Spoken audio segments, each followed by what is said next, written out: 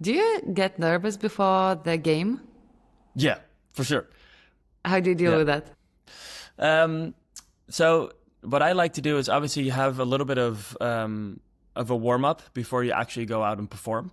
And I feel a lot of things during that warm up, both positively and maybe not so positive. But it allows me to use the time in between the warm up and the game to write some mantras down for myself, or to write some cues that I physically write in a notebook that I take with me on court.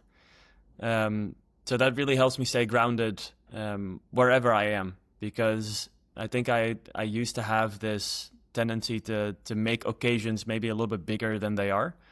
And a good example of that for this year was the final of the mixed doubles in Wimbledon, where it was my first time playing on that court. And center court at Wimbledon is like the holy grail of tennis. It's like it's like our mecca. And for for the first time stepping on there, you know, I wasn't sure if I was putting my left or my right foot in front of me. You know, I was like, what's going on? I would be lost, man. Yeah. Honestly. But it was nice to sit down on my chair, and then as soon as I pull up that notebook, it pulls me back kind of in my own circle.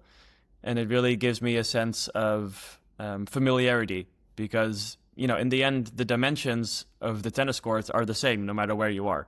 You know, the net is still the same height. And I think those are important kind of grips that I can hold on to, where it's like, hey, you know, you've done this before, and you've been here before, even though it might not physically be the location that you've been here before. But, you know, the setup of the matches is still kind of the same. And it was really not until last year where I was able to make this switch, and this, I have to credit my coach a lot for this.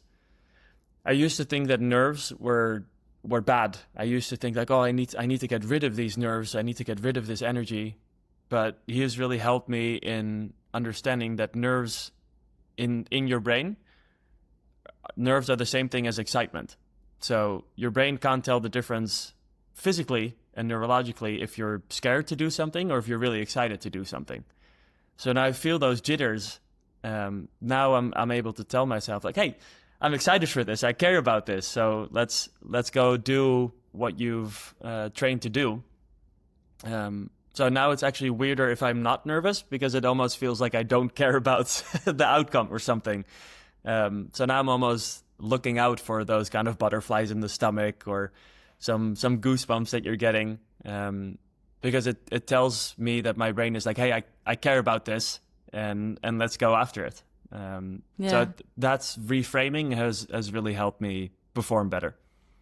That's so interesting. And how does the audience affect your game? Let's say, have you learned how to disconnect and just be in the zone of your game in the court? Or somehow different audiences that come to watch your game affects the game? So, yeah, it's a good question. The political answer is it depends. I don't really have any thing that works specifically for every time, because it kind of depends on what mental state I'm in. Sometimes I can go too far in myself, where I need to grasp onto something externally to pull myself out. So then sometimes I look to see, you know, if someone wears a funny shirt, or if someone has glasses that I really like, because it kind of pulls your focus away from, oh, my left thumb is too far on my grip, or, you know, you can go really far into details and overthink things. So sometimes I need that crowd as a distraction. Other times you can use the crowd as energy. This year I was lucky enough to be selected for the national team, the National Davis Cup team.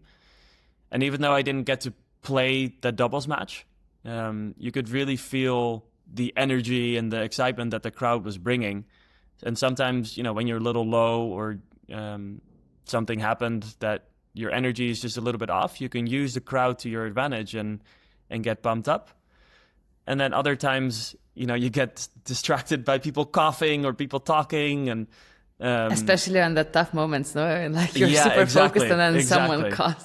Yeah, and then, but it Oh, also gives you a little bit of an excuse, like, oh, this guy coughed in the middle of this point or something, um, and that's where those cues in my notebook have really been helpful. Where you can just, before I step up to the line, I can tell myself, okay, let's make sure I feel this in my body, or my first shot will go here, and then everything kind of becomes a blur on the outside, which is really nice, and then you can just see the court very clearly. So it depends on what kind of state I'm in, but I try to use the audience to my advantage every time.